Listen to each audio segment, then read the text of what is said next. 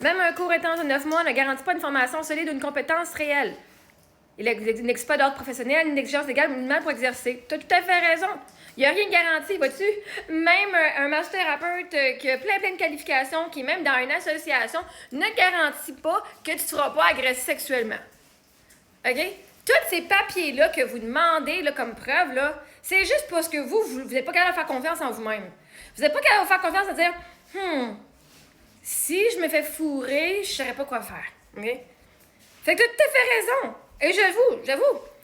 Moi, je peux te dire que ce que j'ai eu comme compétence, que ce que j'ai développé comme compétence professionnelle avec mes expériences de vie et les expériences professionnelles que j'ai faites en pratiquant avec plusieurs gens, hein, je dois avoir au moins une couple de milliers de personnes que j'ai aidées, là, OK? Donc, c'est pas le papier qui dit que tu as un certificat, c'est pas le diplôme que tu es enseignante, c'est pas le diplôme que tu es comptable qui fait que tu es solide ou compétent. Et es-tu capable de faire la job? C'est ça la question. Es-tu capable de faire la job? Est-ce que le client qui... Ah, parce que, vois-tu, tu pourrais être la meilleure personne qualifiée sur la planète, qui a plein d'expérience, et une personne qui n'est pas ouverte va venir travailler avec toi et va dire « Ah, c'est quoi? C'est de la merde, ça. » OK? Fait que l'affaire, c'est que je vous ai même montré aussi les témoignages de gens qui ont travaillé avec moi, puis qui ont vraiment travaillé avec moi, là. Pas juste écouté mes vidéos, mais vraiment travaillé un à un avec moi, que j'ai coaché en personne. Et ces personnes-là ont tout apprécié. Donc, tout est subjectif à l'expérience vécue. Mais vous avez tellement peur d'aller des nouvelles expériences, vous avez tellement peur de vous faire fourrer, que vous allez décider de continuer dans ce que vous faites par peur. C'est correct. Mais il n'y a rien qui prouve, sauf toi qui vas faire l'expérience puis qui vas pouvoir dire après, oui, c'était une bonne expérience ou pas. Tu pourrais avoir le meilleur docteur sur la planète, puis cette journée-là, ça tombe qu'il y a quelque chose qui est arrivé et il a été distrait et qu'il fasse le quoi, qui marche pas. Peut-être tu avais full confiance dans ses compétences, c'était le meilleur dans le domaine et ça pourrait arriver que cette journée-là, c'est toi qui passes avec la première erreur qu'il fait.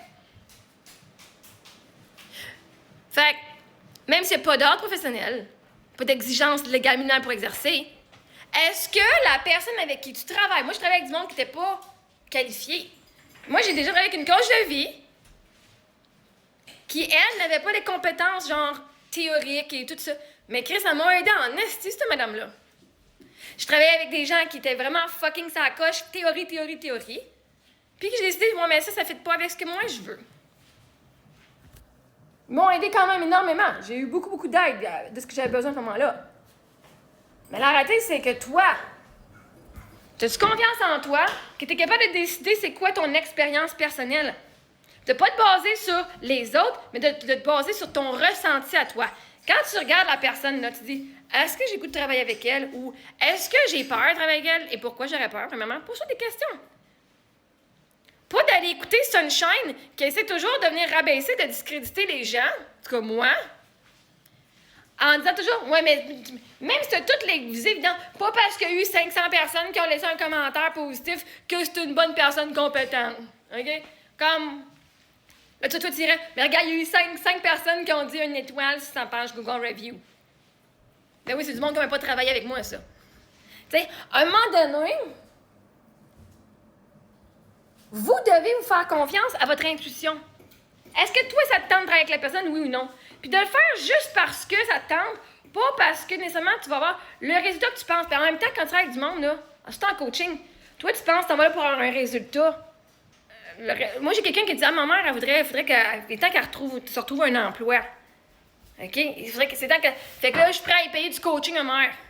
Il dit parfait ton prix, c'est bon. Mais là, dans ma tête, tu dis comme dude, je te garantis pas que ta mère va vouloir retourner travailler, je te garantis que ta mère va s'aimer assez pour faire ce qu'elle aime. Puis faire ce qu'elle veut. La fin de la journée, c'est ça que moi j'enseigne. À ne pas se baser sur le jugement des autres et à faire ce que les autres veulent, mais à se baser sur ce que nous, on veut, pour notre vie. Puis d'être l'autorité sur notre vie. Pas nos enfants, pas nos époux, pas personne d'autre, pas les randoms sur TikTok. Nous. Fait tu sais, t'es toujours en train de vouloir aller mettre le doute dans l'esprit des gens, toi, Sunshine. Si toi, t'as un doute, c'est une affaire. Sauf qu'une personne crédible va te créditer que tu as semé le doute ou pas. Parce que c'est très rare, j'ai vu Sunshine écrire des commentaires qui venaient m'exposer comme étant une bonne personne, comme étant une personne de qualité, de confiance et qui est compétente. Parce que pourquoi? Parce que Sunshine n'a aucune évidence fiable qui prouve ça, parce que Sunshine n'a jamais travaillé avec moi en personne. Fait que tout ce que Sunshine a comme commentaire, c'est juste des affaires random générales que tout le monde sait. Parce que Sunshine n'a jamais pris le temps de travailler avec Marie-Ève pour pouvoir dire sa vraie opinion en tant que coach. Si tu ne m'as jamais engagé, tu n'as absolument aucune idée des compétences que j'ai. Si tu n'as jamais travaillé avec moi, même gratuitement sur TikTok, tu n'as aucune expérience avec les résultats que ça cause quand tu travailles avec moi. Donc, tout ce que tu peux voir, c'est de voir les gens, d'avoir ton opinion sur ce que les autres ont dit, d'amener de la théorie, d'amener une opinion, mais une opinion ne sont pas des faits. Parce que, justement, tu n'as jamais pris la chance ou le risque de travailler avec moi. Parce que s'il fallait que tu travailles avec moi et que ce soit une expérience positive, oh my God, ça viendrait discréditer toute la merde que tu dis à mon sujet. Toutes les affaires négatives qui ne sont pas élevantes à mon sujet. Right? Fait que tant que tu ne travailles pas avec moi, tu peux juste des affaires vagues comme ça, apporter du doute pour les gens, pour les dissuader le plus possible. Mais là, tu sais, ça veut rien dire, là. Parce que toi, tu n'as pas eu le goût de le faire. Peut-être que tu peux, genre, avoir le goût, être la personne qui dit, voyez-vous, m'a laissé. Moi, je vous garantis même que s'il n'y a aucun résultat, je te donne ton argent, tu sais. Mais, par contre, aussitôt que guérison un petit peu, si tu m'arrives avec un 10 sur 10 de colère puis tu pars avec un 9 sur 10, je viens de te faire guérir là. Fait que, il y a eu avancement dans tes choses. Mais, Sunshine, si tu veux être la personne qui vient parler pour le public sur mes compétences, ben, prends la chance, prends le risque. C'est garanti. Soit je te redonne ton argent, ou que tu me fais une bonne revue. Qu'est-ce que tu as à perdre? Littéralement, qu'est-ce que tu as à perdre de venir l'essayer en vrai?